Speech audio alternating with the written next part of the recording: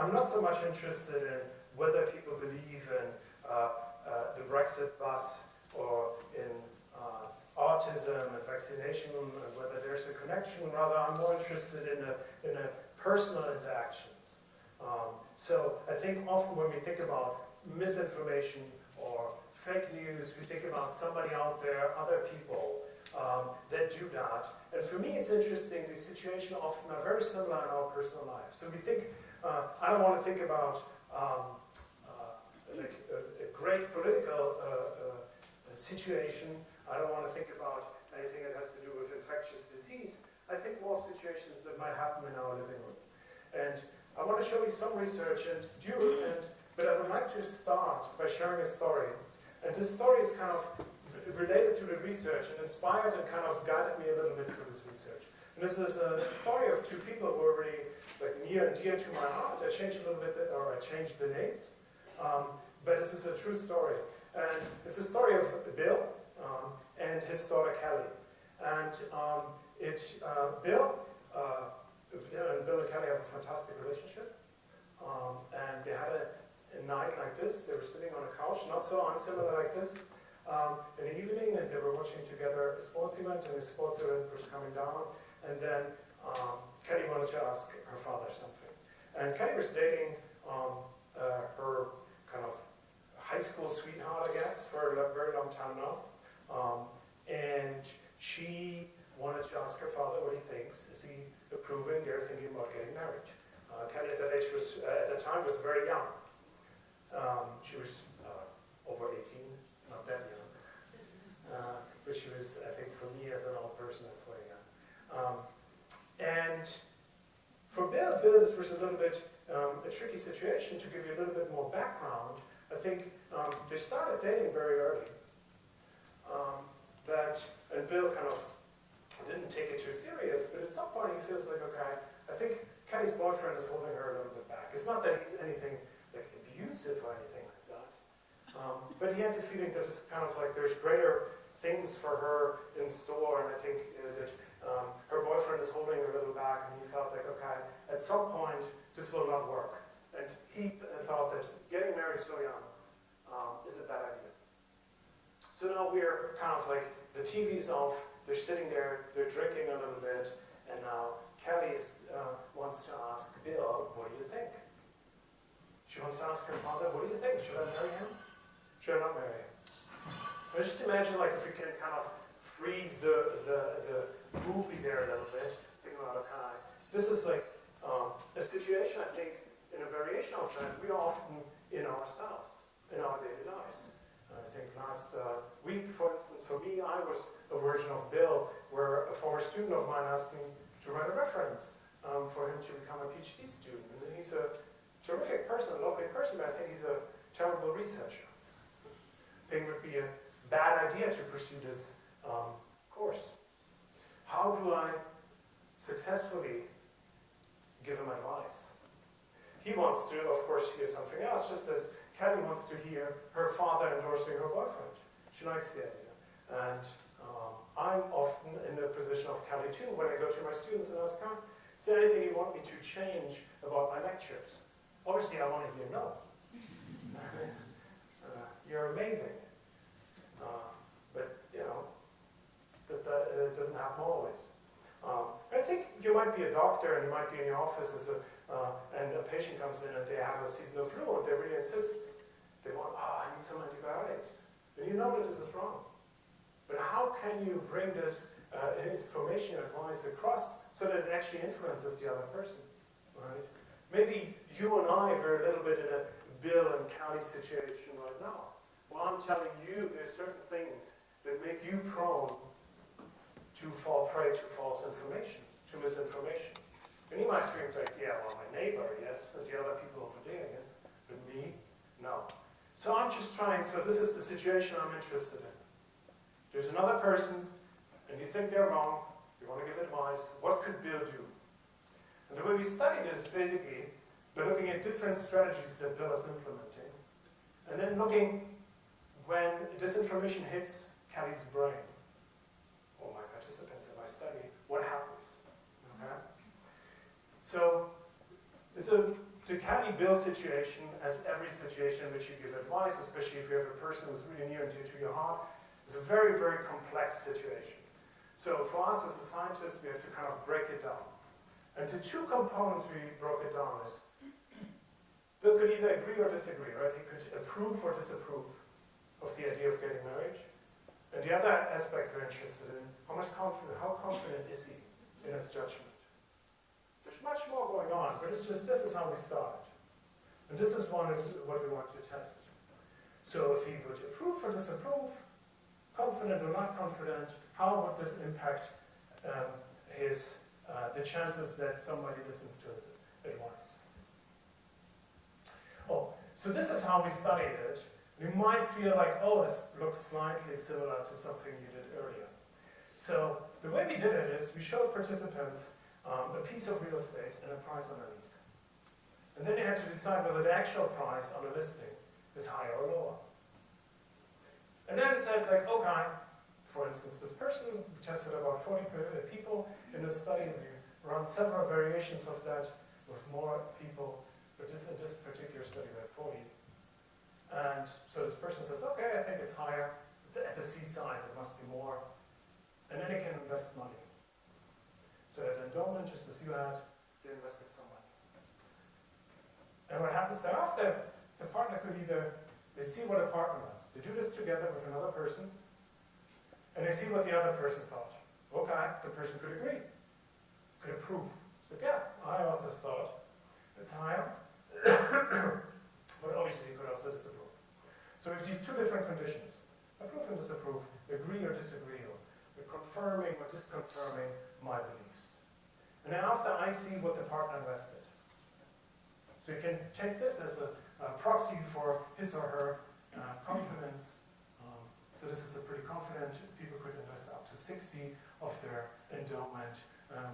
And so this is a pretty confident guess here. And thereafter, so this is something that is interesting, special interest for us. And I come back to that later, because basically we can see how do people take this information in once the other person agreed or disagreed. So if you think of Bill, he said, well, not sure. He disapproves of the boyfriend. What happens thereafter? And we can see how much information thereafter is tracked. So this is a key variable of interest for us. And then, just as you have a second chance, you can not change your mind, can't go home and just quit and say to your boyfriend, that's it. But you can become maybe a little more or a little bit less confident in your own judgment. And so we can kind of compute the difference between these two investments, and that tells us how much you're changing your wager, how much did you actually take in this advice. So you see this with the other person. The people who did that for 175 trials, not just 175 trials. So you did it for one, but they did it over and over again, and I'll tell you in a minute why they have to do it so often. Not much fun. So let me first show you some of the results. So here on the y-axis, you have the three different conditions. There's one condition I didn't talk about yet. Sometimes we didn't show them any information. So you have the confirming or agreeing condition, you have the disconfirming, and sometimes we said, okay, on this trial, you can't see anything. And here on the y-axis, you see the change in wager. Okay? So if it goes up, you increased your bet. If it goes down, you decreased your bet. So let's start with the sanity check. If we don't show them any information, they don't change. Okay? So if you make your bet, you don't get any new information in there, you don't change your bet, you just leave it like it is. This is the agree condition or the confirming condition. And you can see that people took the advice in quite well. So if Bill would say, I think this is a great idea, you should marry your boyfriend, I think I'm very confident that this will work out, then you'll take in this advice a lot. Or you change your investment accordingly. But what happens in the condition of interest and the disconfirm? So what you can see is that people change their mind a little bit, they decreased a little bit, but not as much as they increased their bet. So the absolute amount of that is different. The interesting bit for us, and the somewhat surprising bit, was that these two different conditions don't differ significantly. So in our specific data set, and we found this in others, is if a person disagrees with you, if somebody gives you advice that disagrees with you, he or she has, at least in this data set, has as much influence on you as if you didn't give any advice. So there's very little processing going on. Okay. So, just a quick recap. You did that too. You did the same experiment, right? I think at least 47? I don't know. I didn't. You don't have to look it up. Okay. 45. Okay. Did this. What do you think? Was it higher or was it lower? What was your guess? Andy, what did you think? Just calling students. I think I went lower. Lower. Oh, fantastic. So it's it is lower, slightly lower, but it's lower. So London real estate is not that bad, right?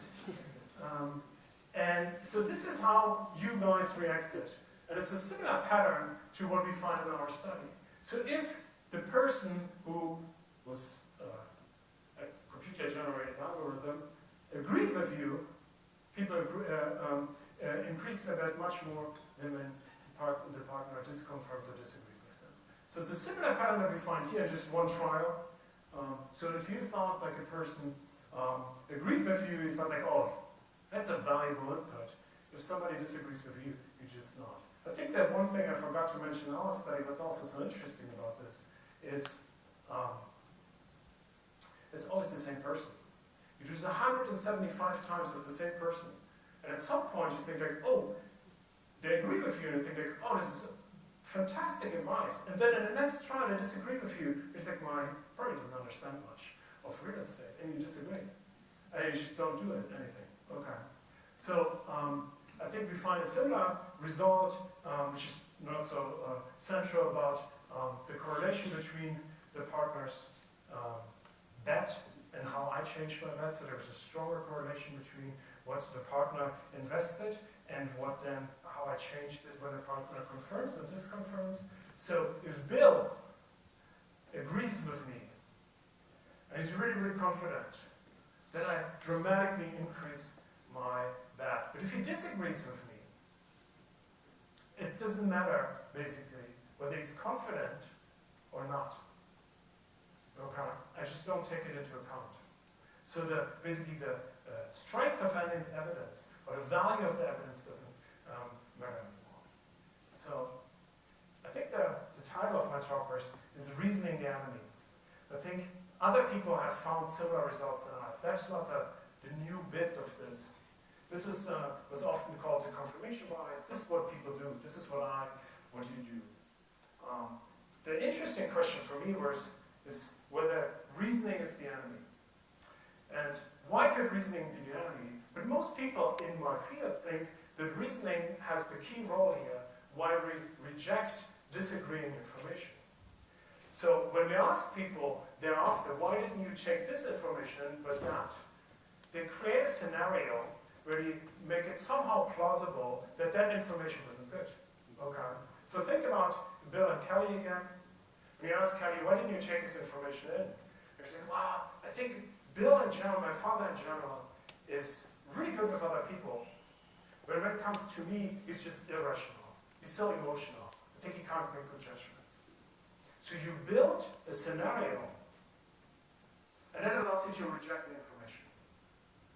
That's the key idea. And it's basically the idea behind what's called motivated reasoning, that you need motivation, you want something, and then reasoning basically is your army to get rid of the unwanted information. Okay?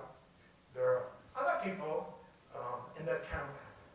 This is a thesis is like often basically tested in a way I just described, where people first make the decision and then post hoc, after the fact, ask why they made the decision.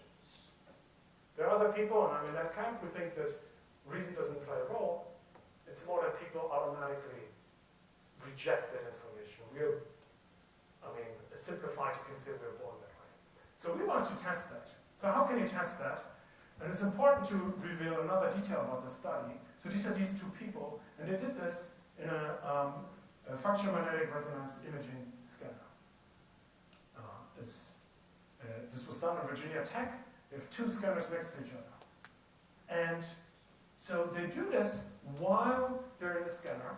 They lay there and just invest money in their real estate. And what does the scanner do?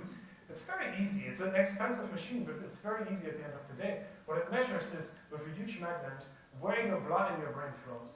And the blood flows where oxygen is needed. And oxygen is needed in order to keep the brain going. That's the fuel.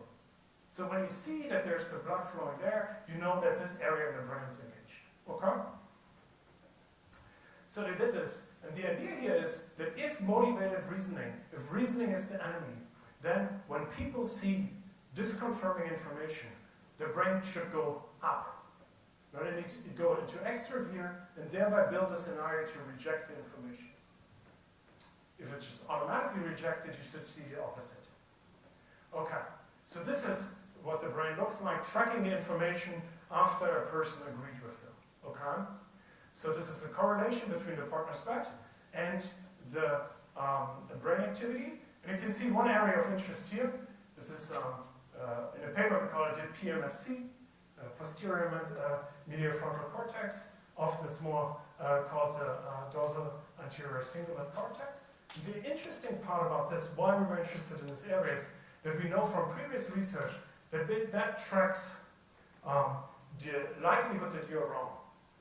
So what we see here is the more confident you are, the less activation in this brain area when you agree. And if you agree and you have very little confidence, you see more activation in that area. Okay? So the chances are higher to be wrong, you see more activation. The chances here you see that you're right, you see lower activation. So it's information after the person, after basically Bill approved, whatever he says next, Kelly processes. So what happens when you look at the same thing in a disagree condition? That's basically that. What we find is that no information, more or less, is tracked in the brain. It is as if the brain shuts down, you give a signal, disagree, okay, next try. Agree, fantastic, I take all the information in, disagree, shut down. Okay. So this is like we did what's called the mediation model, just to kind of line out the process, and it looks basically like this. You agree with me, I see your partners, oh, I have to wrap up. Okay, sorry. Which just makes the point that if you agree with me, then the information is not tracked in my brain, but if you agree with me, I track what you said. If you disagree, I do not. So just to kind of wrap this up, sorry, Jens, that brings me a little bit back with, okay, to the Bill and Kelly situation, right? And I think what's interesting for me is like later on, I talked with Bill about it, and Bill said, I said, like, did you ever tell Kelly about your doubts? And he said, I didn't. I said, why didn't you do it? He said, well, so the conversation never happened. He said he felt that whatever he could say would do more damage. So he had the intuition that even though he would like to convince his daughter that this is not a good idea, that whatever he would say would not really change her mind. Kelly married her boyfriend. They had a kid, and 2 years thereafter got divorced. And I think it's not bad. Sometimes a divorce is a good thing. And now she has another partner and he's happy. So I'm just saying there's something, and I'll wrap this up with that, that's really difficult. We can talk a little bit what Bill could have said, maybe in the questions, because I have to give over to Jens. But the idea here is the key home messages for me, that in these situations of advice, where we have information, and we feel that somebody else has the misinformation, it's not that easy to communicate that effectively. I think you want to tell me that the person who won is the guy who dabs for a living. So, whoever that is, I think 17 pounds, he was correct.